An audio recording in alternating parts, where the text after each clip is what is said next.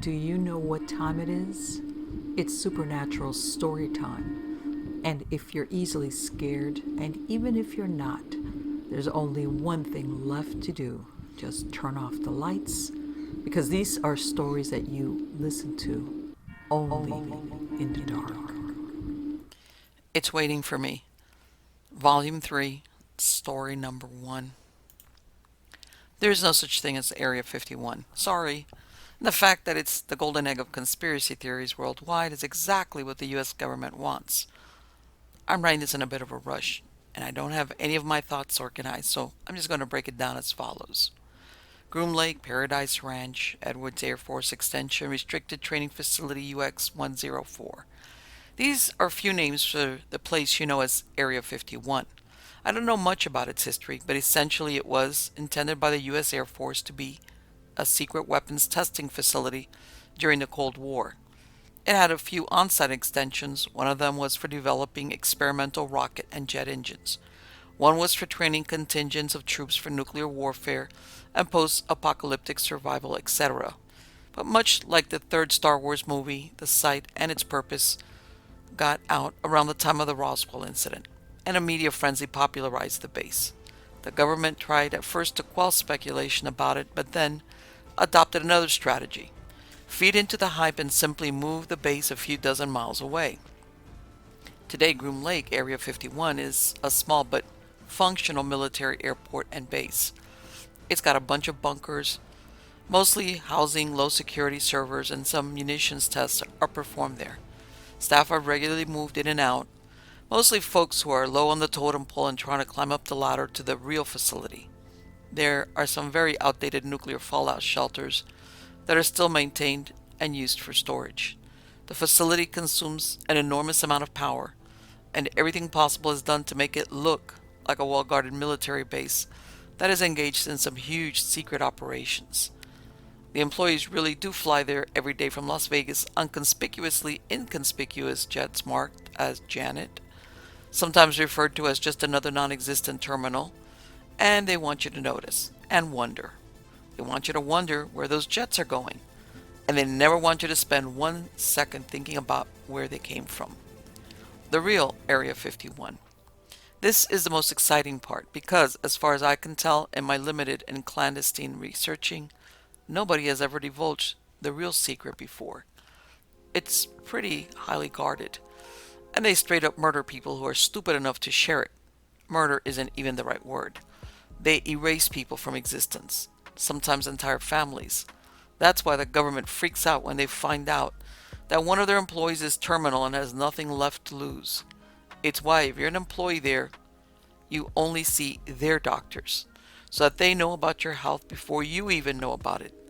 They want you to die real quick of a sudden heart attack, so that you never have a moment to think about how you might do a public service and air their dirty laundry. And sometimes they induce those heart attacks when they determine you to be an HMT or health motivated threat. But I didn't need to see a doctor to know that I am suffering from the same malignant tumor that killed my father, glioblastoma multiforme. Every 3 months we get a health evaluation, and every 6 months we get a CAT scan. I simply didn't report the very damning symptoms this past evaluation, and I'll probably be gone before they scan me next. I really wanted to do this instead, maybe just to be the first, I guess.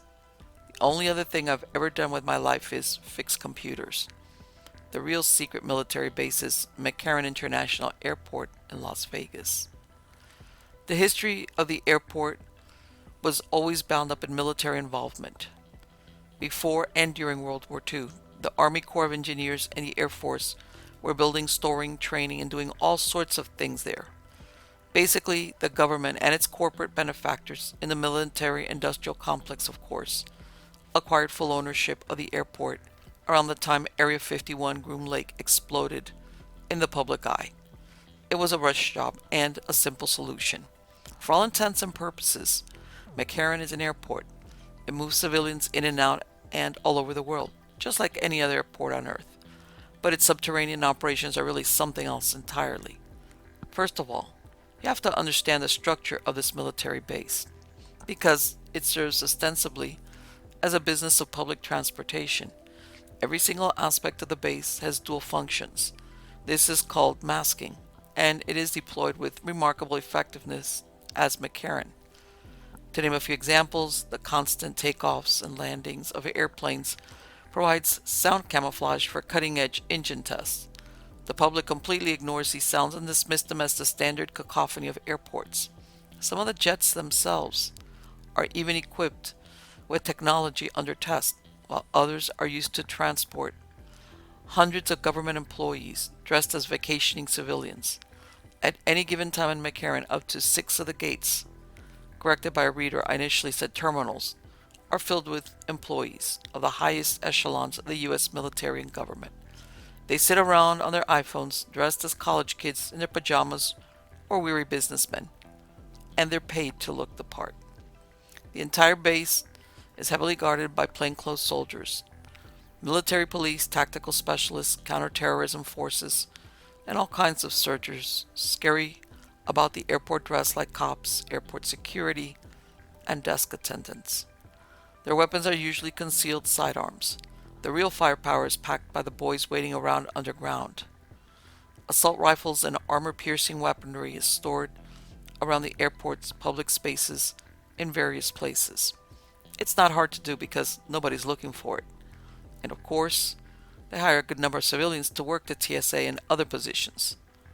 This is called mixing, and it's necessary. What kind of airport would never post any job listings? Have you ever watched the mechanics ducking in and out of the planes outside?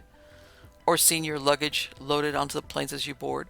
Well, all that cargo transport activity acts as a cover for the mass movement of special forces, lab equipment, military hardware, exotic building materials, etc. It's not hard to do. They drive one of those rigs by with all the luggage spilling out of it, and then you instinctively don't question what's on the other 4 rigs behind it. We even have mix-ups and spills occasionally and nobody bats an eye. You're always exposed to some level of radiation while flying, and McCarran, by the way, is why the standards of safe exposure is set where it's at. But excess radiation from weapons testing is vented into the earth and out of the nearby desert. Having an airport to explain the radiation is an effective means of ridding the base of nosy folks with Geiger counters. But the true genius of this top-secret military installation is at the largest scale. The base was built under an airport because of the enormity of its power consumption. But it consumes a lot more power than a regular airport. So it was built in a city that consumes a tremendous amount of power, Las Vegas. So the base is hidden from you even on the electric power grid. Area 51, not so much, and that's on purpose. So, if Area 51 is a distraction, what do we call the real one? It has many names, but it's usually referred to as the Nexus. That's an acronym, but not many people know what it means. Not even me. Everything about the Nexus is compartmentalized. That means everything is need to know, and virtually nobody knows anything more than their own specific task. You could work in an office in the Nexus doing something like accounting and never have one single clue what the woman next to you does, or the guy down the hall. They say not even the president knows exactly what's going on there. Just a few generals and some dudes in the CIA. The business culture here is insane. It's like North Korea. Everyone is smiling, everyone is fine, and everyone is happy to say just a few phrases about what it is they do, when we're allowed to socialize, which is not much. Every line is bugged, every room has a camera in it, and nobody knows who's watching, listening, or when. So that makes you think nobody here is telling me the truth about anything, not even the guy I share an office with. I wonder if any of us know why we're here. People you've worked with for a long time will suddenly get reassigned, or have a medical emergency, and you'll never see them again, and nobody will remember that person no matter how many people you ask. I actually got hired to do some programming for the Navy when I was in my early 20s, out of college, and then got sent to Groom Lake to do server tests. They seemed like IT networking skills, so after a series of strange psychological tests and mountains of non-disclosure agreements and background searches, I got offered a job at a facility near Las Vegas property. Here are a few stipulations of that job, by the way. It's $1,500,000 after tax, lump sums plus a $220,000 a year stipend. Housing, car, medical paid for, but psychological breakdowns, anxiety attacks, grave health conditions, and family issues void the contract. I also sign approximately 2 new non-disclosure agreements per week, most of which read under penalty of death somewhere. Employees aren't allowed to leave the grounds for 5 years, and we all live underground. Term of service is 5 years. Then 4 debriefing, wherein we get to live in Vegas but report to another facility 4 days a week. We are discharged and observed for the rest of our lives. Our passports are permanently void. We cannot ever leave the continental U.S.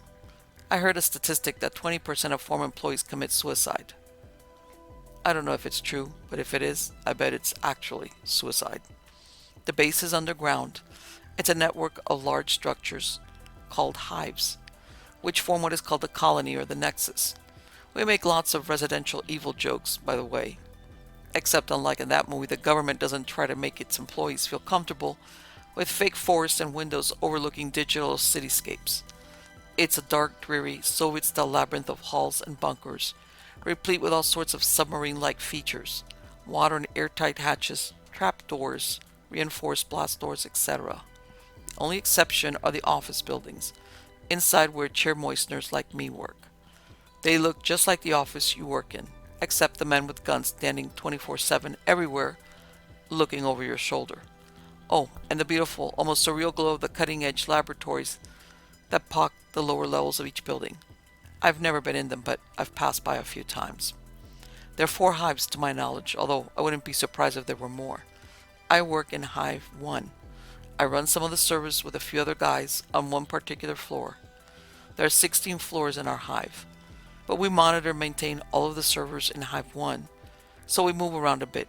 I've gotten to skim some of the data that passes through, and from what I can tell, we're the most boring hive. I've compiled the following list based on the things I've intercepted on our network and also from hearsay from other co-workers. The Nexus has multiple networks, and they're all decentralized, but there are some ways in which they communicate, and it's via those lines of communication that I am privy to some sensitive information. Here's what I know. Hive 1. Finance, accounting, operations, organization divisions, troop training, housing, and some small-scale weapons testing. Hive 2. Chemical engineering, some nanotech research and advanced psychological fitness, whatever that means, for elite military forces. Probably black ops stuff and how to survive 30 years in solitary confinement at a Siberian prison. I also have reason to believe this is the hive where the bigwigs meet and live. Hive 3. Upper levels, bioweapon and disease research testing. If the government has zombies, they've got to be here. I wanted to make so many effing zombie jokes over the years, but I never know which of my coworkers is a rat. Lower levels. Advanced space travel and space warfare technologies. Particle engines and gravitational beams and the like. Guessing no real evidence. Science fiction stuff. Once on email with all sorts of coded language marked AB, which is widely believed to refer to astrobiology. That's alien life. Maybe it's just some single-celled organisms or fossilized plants from some meteor. Or maybe it's something much more advanced. Whatever it is, there must be some reason it's not in the upper levels with all the biologists. Hive 4. Total informational blackout. There are encryptions and firewalls and network security features protecting this hive that I've never seen before. Not even on top secret Navy projects I worked in the past. I'm being very non-specific in the language I use to describe our server clusters and networks because I don't want to tell them exactly who I am. They'll eventually find out anyway, but there's a widely whispered rumor about Hive 4. Allegedly, the most terrifying thing in the world is that its structure on floor 15. There are a few unusual things about Hive 4. First of all, none of the top brass has clearance to get in there.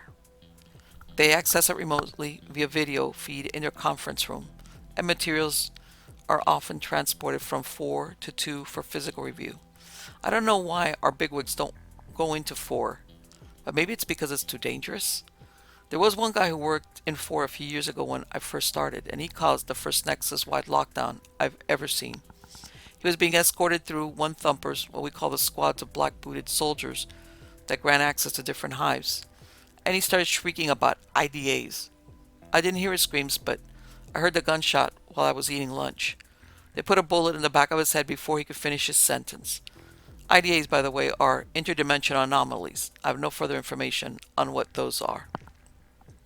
Another thing I read minimally about are the twins. I don't know who or what these are, but they're the above top secret gem of Hive 4. It is treasonous to even correspond about them on our secure networks unless you're cleared to do so, and only 4 employees are. I've only seen a few things about them. One was a medical record. No vitals, unusual vocalizations that manifest hallucinations and psychosis in nearby employees, and skin that produces violent nausea when touched. The document was basically speculation that the skin functions much like the Australian stinging tree or jellyfish. I read documents about people who worked with them as well. In 4, a woman was remanded to the psychological ward after being in the same room with them, and a soldier who stood outside of the laboratory where they are kept basically killed himself. Specifically, he peeked inside during a routine access, then began bashing his own brains out with the butt of a pistol while singing an Irish folk song. The woman who was remanded to psych was even weirder. During breakfast with her colleagues, she grabbed a fork, stood up, walked out of the mess hall, stripped all of her clothes off, blinded herself in both eyes, and somehow managed to make her way all the way up to floor 1, where the access corridor to Hive 3 is located. How she managed to operate the dozens of keycard readers, passcode boxes, and retinal scanners is still under review. Last email regarding her was sent in 2012, about how she sits in the dark of solitary on floor 11 psych ward with a permanent and blissful grin on her face. One of my colleagues, whom I trust, told me he saw the twins once through hacked access to a video feed. He said they are women-like, about twice as tall as a full-grown man with unidentifiable black growths dangling from their heads, like hair but thicker, and they basically float a few inches off the ground and drag their toes lightly as they move. They're utterly pale. He never saw the faces, but he claims that they appear to distort reality, or at least the video feed, in such a way that space looks bent around them. Perhaps these are the IDAs that earlier dude was screaming about. This is all I have for now, but hopefully the world knows the truth someday about what goes on down here. We are all basically prisoners. We have very limited and supervised access to the internet, so if you don't hear from me again, assume they figured me out. Story number 2. My uncle and aunt came to visit me here in Atlanta. We got to talking about all sorts of general things, you know how family is, but we somehow ended up on the topic of the strange and the supernatural. That's when my uncle started telling me his story. A story that he says will haunt him all the way to his grave. And this is his story. Back to the beginning. So I graduated from Fordham in 1974, and I still had no idea what to do. Times were different then. We were able to find jobs easily. Jesus, I remember companies practically begging us to work for them. But I didn't want to do some shitty desk job for the rest of my life. So I waited. Then one day, while flying to visit your aunt on Thanksgiving, I caught myself being fascinated with the complexity of air traffic systems. That's all it took. I decided to become an air traffic controller. By the time I turned 27, I had passed all of the necessary tests and have accumulated enough experience to be hired and work without supervision. Things with air traffic controllers is that you don't really get to choose when you're going to work in the beginning. Sure, we all wanted to work at JFK or Hartsfield-Jackson, but those jobs weren't just available to us rookies. So I had to take a job in a little town in Iowa called Atlantic. It was literally a single landing strip in a damn cornfield, but I had to pay my dues, and the money was alright. Now, small airports like these usually only work 8 to 5, but this particular strip was in such a geographical location that there were a lot of flights going above us at any time, so we needed to stay open until 4 a.m. in case of emergency landing. By staying open, I mean I had to sit in the control tower, and there was one security guy sleeping in the airport's only terminal. It wasn't that bad, really. I'd bring my books and crossword puzzles, and I'd spend hours on the phone with your aunt. You know how they say that the air traffic controller is the most stressful job in the world? Well, I was bored 99% of the time, and that 1% was guiding small Cessnas into my cornfield airport. So why am I telling you all of this? Well, about 3 months into my job, something started happening. Something that even today I can't really. I'll save you to talk about the supernatural. But what happened at that airport just ain't right. February 20th, 1979. I remember it like it was yesterday. It was your regular winter night in Iowa, winds and freezing cold, but no snow. I was supposed to work until close, although we didn't have any flights scheduled. Around 1 a.m. I received a radio message from a small Cessna about 30 miles from the airport. They were having a really bad snowstorm up in Omaha and needed to land here in Atlanta. I guess being open late was justified after all. I got my binoculars out, verified the visibility, and started guiding the aircraft. Though it was really windy out there, they managed to touch down. I looked at the binoculars to verify the landing went okay, and that's when I saw her for the first time. Just walking down the runway, as if it were a normal street. It was this woman. Shit, I don't know. Now we're about 100 things wrong with this situation. First, the woman was wearing some sort of short summer dress or a nightgown, and she was barefoot, believe it or not. A normal person would be cold dressed like that during the summer, let alone the winter. And then you had to wonder what in the world was this person doing walking down the active runway, and how the hell did she get there to begin with? Flight 84, this is Alex from Air Traffic Control. Do you happen to see a woman walking down the runway towards you? I asked the pilot who had just landed. Let me check, the pilot answered. Still watching through binoculars, I saw him open the door of the plane, then get out. He started walking towards the woman. Not going to lie, at that point, I was having a lot of fun. Not much happened in Atlantic, Iowa, and this certainly was entertaining. I couldn't wait to hear the story. My bet was that she got in a car accident near the airport. Well, the pilot walked up to her, and I could make it that he was saying something. I saw, still through the binoculars, her lean to his ear and almost whisper something to him. He just stood there for a good 10 seconds with neither of them moving. She was still leaning close to his ear. Then he snapped out of it, I guess, turned around and literally sprinted to the plane. When I saw the propellers start to rotate, I jumped on my radio. Flight 84, what are you doing? No answer. Flight 84, I repeat, what is happening? Nothing. Then the plane started moving, speeding up. Flight 84, you do not have permission to take off. I repeat, you are not cleared for takeoff. But there was no answer. That damn Cessna kept speeding up and then took off. Nothing I could do really besides making sure that no other planes were above us at the time. I tried one more time. Flight 84, this is air traffic control. What the hell is happening? Then my radio started making white noise. That's all I could hear coming from the radio. Flight 84, please repeat, you're breaking up. What a night, I thought. Radio started transmitting again. Run, run, run, run, run. Flight 84, did you say run? Please repeat yourself. But nothing else came from out of that damn radio. The plane was long gone. I sank into my chair trying to decipher what just happened. Pardon my French. Run? From what? What the hell? And then it dawned on me. The woman. I grabbed the binoculars. She was looking straight at me. Good 200 yards away.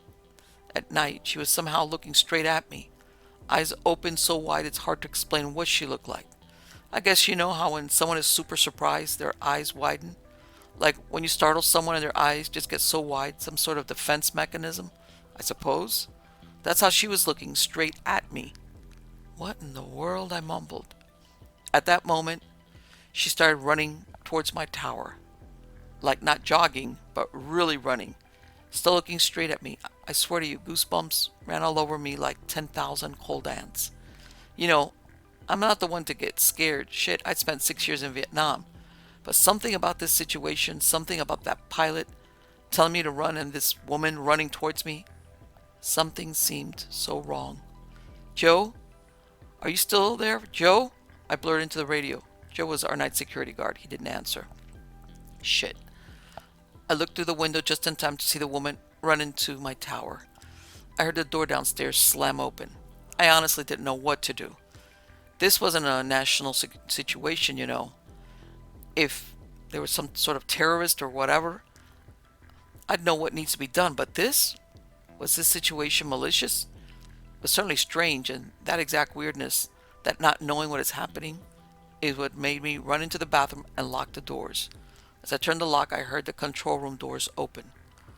You know how in your Generations movie you just hear quiet footsteps of some invader slowly looking for you, and then the shadow shows up under the door? Well, this was the opposite. As soon as those doors opened, chaos began. I tried peeking through the keyhole, but all I was able to see is fast shadow running across the room, accompanied by tremendous noise. I swear I was so shocked that at one point I nearly opened the door just to see what was causing all this. Then a hard slam into the bathroom door had me nearly fall on the floor, and then nothing. Silence. I could lie and pretend I was brave enough to get out of that bathroom soon, but I wasn't. I'll admit it. I stayed there the whole night, waiting for the morning shift. Around 7:45 a.m., I heard a familiar voice say, "What in the—" It was Clark, the morning shift controller. I opened the door to see a scene so twisted that even to this day, I remember every detail. The control room was nearly totaled. Radios ripped out, papers and manuscripts everywhere, radar screens smashed to pieces. When the police came, I gave the full report. It took 11 days to repair all the equipment and get the room fully functional. The security guard on duty that night was fired. They even started considering installing security cameras. I know. Today that seems like a normal thing to you, but it wasn't back in the day. Police had no idea what to make of it. They just urged us to report anything suspicious. I used the 11-day break to sort myself out, and by the end of that forced vacation, I was convinced that all of this was caused by some deranged woman, possibly a mental patient, whatever made me sleep at night, right? I came back to work on March 4th. I was a bit worried about working nights again, but I was convinced that whoever did this was gone by now. The next month or so was very uneventful, just how I liked it. Iowa was scheduled to get hit with a big snowstorm that day. Most of the flights were grounded, but some were still in the air, and I had to work. I hated it because if we did get hit with heavy snow, I'd probably end up being stranded.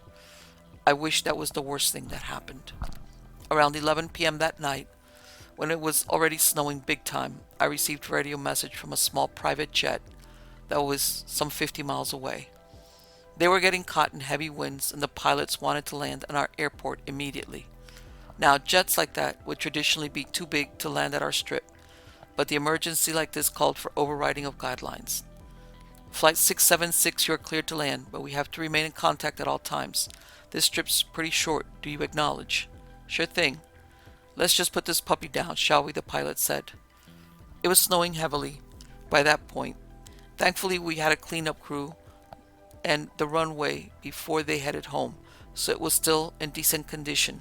Again, back then, we were way more relaxed about the rules. I took a look at the strip to make sure it was clear, and out of nowhere, just when I forgot about her, she appeared. She was just slowly strolling down the strip, about 100 yards away from the tower, her bare feet slowly moving across the freezing asphalt. The worst part about it, she was looking straight at me again with those crazy effing eyes. That's when I realized what the most disturbing thing about her was. She wasn't blinking. I was looking at her for a good 2 minutes, winds and snow blasting in her face, and she wasn't blinking. It was almost as if she didn't want to lose a millisecond of looking straight at me. Oh God. Flight 676, maintain, I repeat, maintain the altitude until further communication. Traffic control is 676. This is a negative. We cannot maintain with headwinds like this. We have to land. Are we clear? We are 6 minutes away. I couldn't risk the lives of people up in that plane. I had to land them, despite this, whatever this was walking down the runway. Clear to land, 676. I put down the radio and looked through the window. She was now some 10 yards away, coming closer to the tower. Though I shouldn't under any circumstances leave the control room, I ran down to the first floor and locked the outside door. I knew she was close, and I knew she was coming. When I got back to the room, I heard the radio. Control tower, we are approaching the runway. Please advise. Rotate 3 degrees right. Acknowledge. Copy that. We see the lights now. See you soon. I looked up through the window and could see the plane in the distance. There was no trace of the woman on the runway. A sigh, a breath of relief. I was going to deal with this issue after the jet had safely landed. At that moment, a loud noise broke through the tower. I didn't want to believe it, but I was afraid that the first floor door had slammed open. How the hell? I know I did. And then goosebumps overcame me again, almost as if my body could feel something that I couldn't. My first instinct was to lock myself in the bathroom again, but I couldn't. I couldn't leave the radio. Footsteps on the metal stairs were getting louder. She, I assumed it was her, wasn't running at least, but the violent sound of footsteps made me think she was, slamming her feet into the ground with every step she made. 676's traffic control, I have visual confirmation, clear to land. I heard the control room doors open. This is when I realized just how afraid I was. You know, I'm almost 70 now, and I'm not embarrassed to admit how scared I was at that moment. Matter of fact, I was so scared that I couldn't even turn around. If you can believe that, I just couldn't face what was behind me. This was very unusual because I was always composed and rational. Always, whether it was being stuck in a ditch in Vietnamese jungle or being nearly hit by an 18-wheeler on the highway. Always calm, and there I was, staring straight at my radio and able to turn my head and face it. I'm sure your friends on the internet will laugh at how I reacted, but I guarantee most of you would behave the same. Your body just doesn't behave normally when terrified. Traffic control 30 seconds out, here we go, came from the radio. I slowly pressed the talk button on the radio, my teeth literally chattering. All clear, I muttered. Then I felt a cold breath on my neck. She was behind me, breathing slowly into my neck. I could feel the lips move up to my ear. You know, when you were a kid and someone was messing behind your back, making faces or bunny ears, and you could somehow feel it, I could feel the mouth an inch from my ear. That I couldn't even see her with the corner of my eye. I was still nearly paralyzed. I admit I used to be ashamed of my inability to act in this surreal situation, but now when I look at it, no one can tell me they'd react any differently. It just wasn't earthly, you know. Come down to field. Come down, the whisper crawled into my ear. You'd normally think that hearing a voice would somehow diffuse the situation, or at least brush away any thought of supernatural, but that voice was so different than anything I've ever heard. I'm not a writer. I can't explain it. It was cold, inhuman even. But what scared me the most was the anger I felt in it. Though she whispered, I could feel the rage. And I don't even know how to put it into words. Her voice lacked something that every other voice had. I don't know. Touchdown. Traffic control 676 on the ground. Hope you have some hot chocolate ready. The woman behind me snapped back, and I heard what I assumed was running. I forced myself to turn around just in time to see her running out barefoot. 676 welcome, I made myself say into the radio. Though my legs were still foreign to the rest of my body, I propped myself up and looked through the window. I was expecting to see the woman running out, but she was nowhere to be seen. I thought that she was still in the building. This time I managed to get the security guy on the radio, and he showed up a few minutes later. He did a full walk through the tower, but no trace of the woman was found. I started feeling relieved only when the police showed up. They thoroughly searched the building with no success. They did notice the trace of footsteps coming from the neighboring cornfield to the tower, but there were no prints going back. Imagine my situation at the time. Just take a second to think about it. You're the only one to ever see this woman. I'll call her a woman. I wouldn't be surprised if the police started thinking that I was hitting the bottle during work. I decided to keep it to myself until I could prove there was this person disrupting or haunting the airport. I couldn't really quit, and honestly, would you? Probably not. I mean, yes, there were two absolutely surreal experiences, and I did feel some sort of intangible hazard, but I didn't think my life was ever in danger. I decided to stick with it. Winter was almost over anyway. Spring brought more horror than winter ever would. The city council finally listened to me and decided to install a security camera. Due to municipal bureaucracy and limited funds, or so they say, they could only mount one camera that could stream video to the control room. Stream, not record. Let that sink in. Who installs cameras that only stream? Town of Atlantic does. That's who. Anyway, I had to pick my battles, so I had them install the camera in front of the tower door. That way I could always see who was outside. A good month had passed since the last encounter, and to be honest, the horror started to dull away. It was still fresh in my mind, yes, but the lack of new development had me thinking it all ended as quickly as it started. In my mind, she was probably some lunatic who decided to move on. Then on May 3rd, I received a memo letting me know I needed to stay late that day, since some local politician's plane was due to land around 10 p.m. Naturally, I guess my mind was thinking straight about the crazy girl, you know. This was the first late night for me since the last encounter. 9:45 p.m. came around and there was no sight of the plane. I didn't care though, my eyes were glued to the binoculars, searching for any movement on the strip. Even a minimal commotion and my heart would race. Then Jesus, it still scares me to this day. Then for some reason I decided to look down at the monitor that camera was streaming on, and my world turned upside down. I expected her, I really did. You're gonna expect something unnatural, but you're never really ready for it. You always hope that it was just your imagination or something, but no, there she stood, right in front of the camera in her summer white dress. She looked different though. She was folding her arms as if she were freezing. She was shaking, and I could hear crying through the shitty speakers they gave me. This wasn't the entity I remembered terrorizing me. Then she looked up at the camera, and though the picture was grainy and black and white, I could see tears in her eyes. "Please, it's freezing out here," she cried at the camera. Audio was obviously out of sync, as she'd open her mouth and the voice would come through my speakers much later. "Please." I'm not sure what you'd do in that situation, but I immediately saw an opportunity. If I can bring her in and call a security guard, I'd finally have the proof that I wasn't making it all up. "Jerry, get to the control tower right now, please," I said as I stood up. I walked down. I know I shouldn't have left an active control tower, but this was my chance. I propped the door open, adrenaline bursting through my pores. Are you okay?" I mumbled with my voice cracking like a schoolgirl's. Shit, I was scared, man, you know. She was still sobbing, hair covering her face. I was shaking, not sure whether from cold or fear or both, but I needed to get her to come in. I stepped out.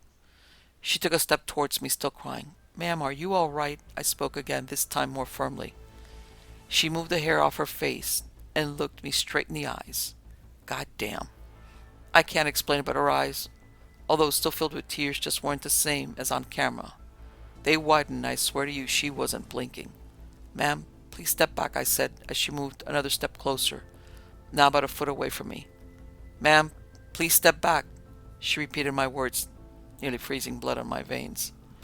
My legs gave in and I almost fell to the ground. Her voice wasn't the same one that spoke into the camera. This voice was genderless. Is that a word? Her voice didn't belong to a woman or a man, I swear to you. But that wasn't what petrified me. See these goosebumps? Now you know I'm telling the truth, right? Her effing voice came out with delay. Just like on the camera, her lips moved, but the words came out a few seconds later. "What the?" I mumbled as I leaned against the door, not believing what I was seeing. "What the?" she mumbled back at me, that goddamn voice coming out after her mouth had closed. "Leave me alone! Get away from me!" I screamed at her, and I mean I screamed. I never heard myself this loud before. Accumulation of all fear and anger, I suppose. She took a violent step towards me, and her face got so close to mine I think her nose touched me. She opened her mouth wide as if she were screaming, but it was silent. And then, seconds after she had closed her mouth, a scream came out of her throat. It was unearthly and so piercing that I was completely shell-shocked and unable to move much. I was frozen still in the spot. And she, without moving her face from mine, she raised her right arm and pointed at the cornfield.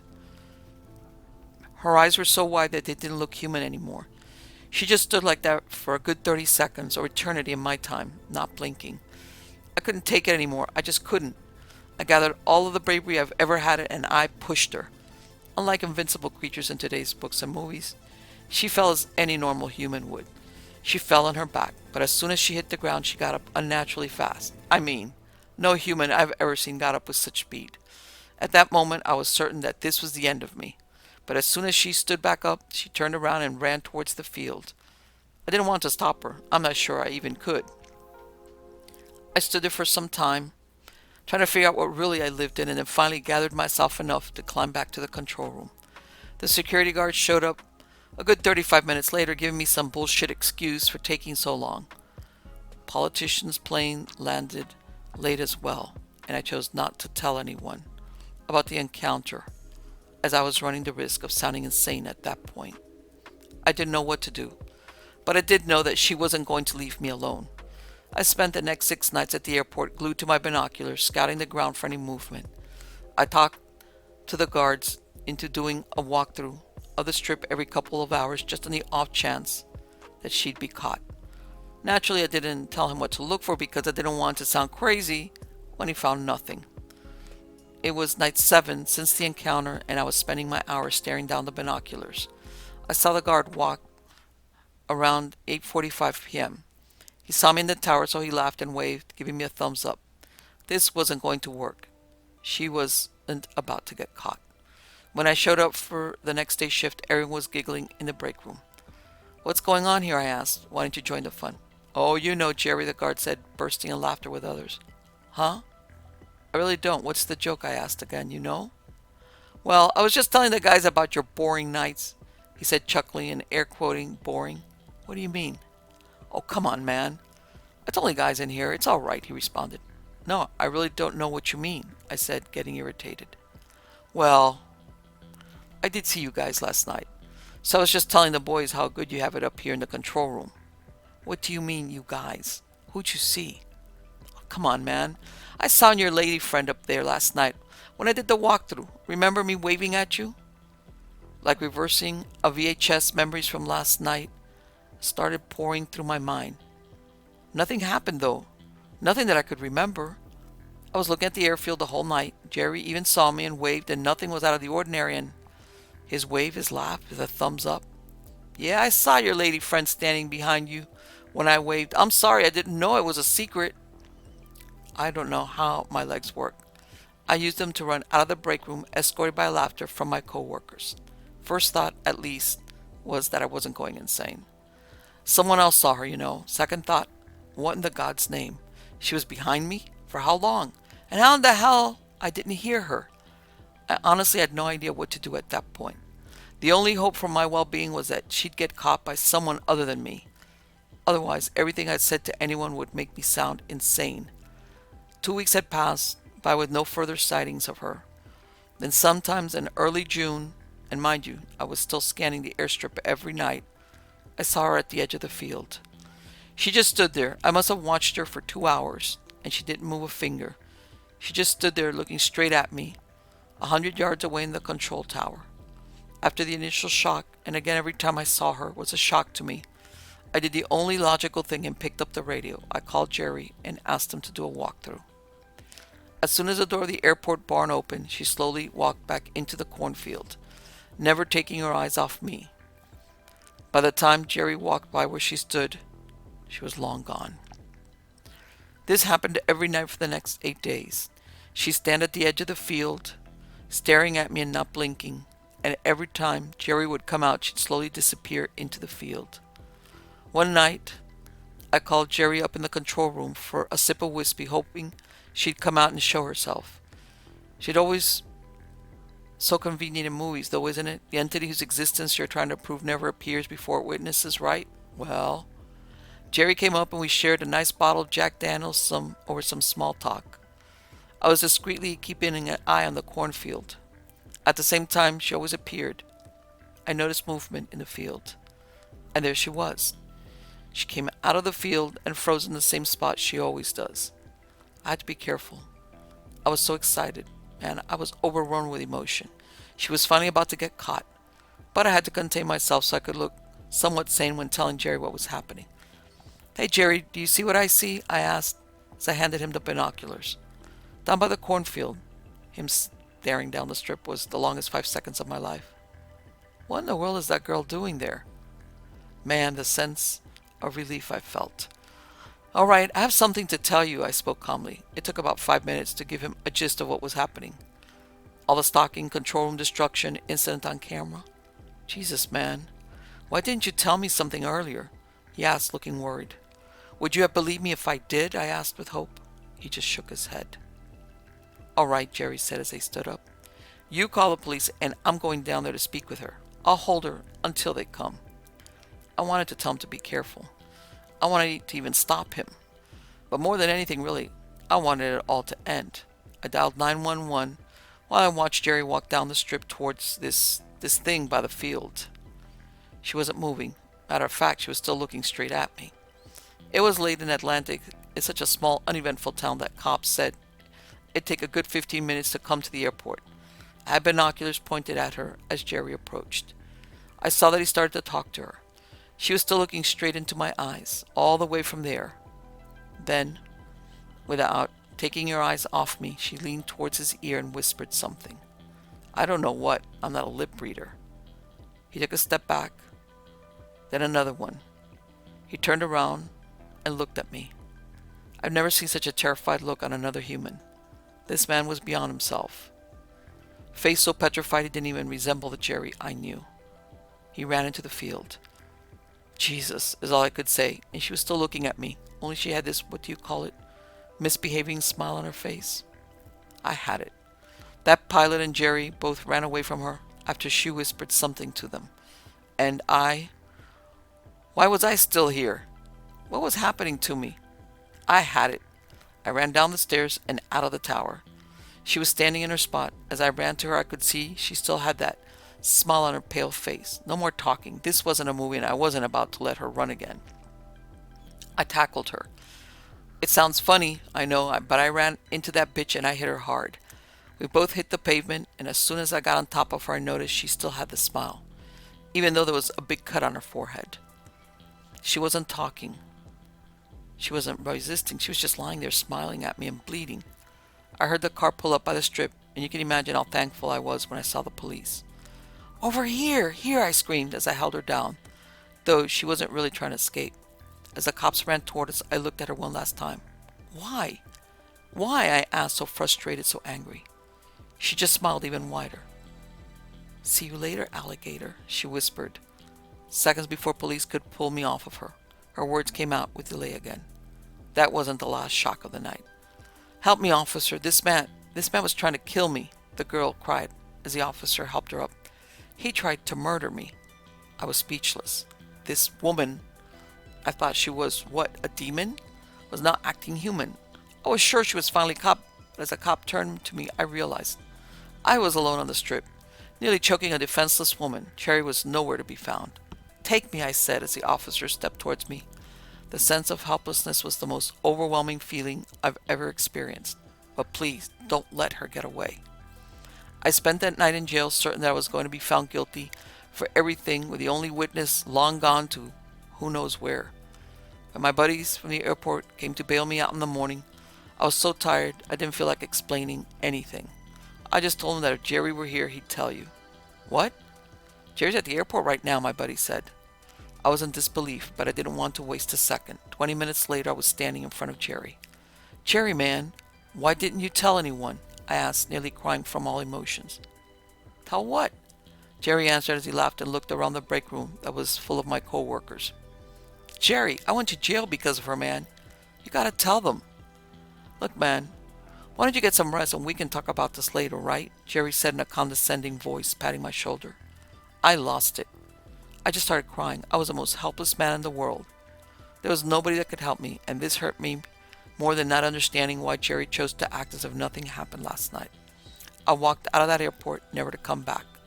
A few days later, I received a letter in mail giving me a formal "you have been terminated" notice, followed by a call from the police department saying that no charges will be filed as the woman is nowhere to be found. I moved to New York to live with your aunt after that. I never did see the woman again, and to be honest, to this day, I'm not sure what I dealt with. If I had to put my hand on the Bible, I'd say it wasn't a human who stalked me those nights in Iowa. At that point, my aunt walked into the room. Is he talking about that woman in Atlantic again? She said, trying to look irritated. I was just telling the boy about what happened to me, worth knowing what's out there. Oh, stop it, Alex. Poor guys. Don't need to listen to your rambling. Rambling? Rambling? How about that since I left, that damn airport has had 41 air traffic controllers quit? How about that? Well, I think it's time to go. We overstayed, as it is, my aunt said, trying to get out of that awkward situation. I'll walk you out, I said. When we got inside the house, my uncle sat in the car, but I had to ask my aunt. Was that all? I started, but she interrupted. Oh, goodness, no. We We don't like to talk about it, but your uncle started his depression medication around that time, and it affected him in a strange way. It was back when medications weren't well researched. That's why he was let go and unable to work at airports again. And the woman? Well, yes, there was a girl there. Luckily, cops got him off her before he did any damage, but he's been under control ever since. No incidents, knock on wood. As she opened the car door, I whispered one last thing. And all those controllers who quit, is that true? My aunt's smile went from genuine to one that was very obviously forced. We'd better get on the road now before the night falls, honey. Call us sometime. You got our number, you know. See you later, alligator.